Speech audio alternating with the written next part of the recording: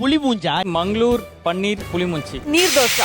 இந்த recipe cook with கோமாளில யார் பண்ணுதுன்னு தெரிஞ்சா மறக்காம கமெண்ட்ல சொல்லிடுங்க. மேங்களூர் ஸ்டைல்ல புளிமுச்சி கூடவே நீர் தோசை.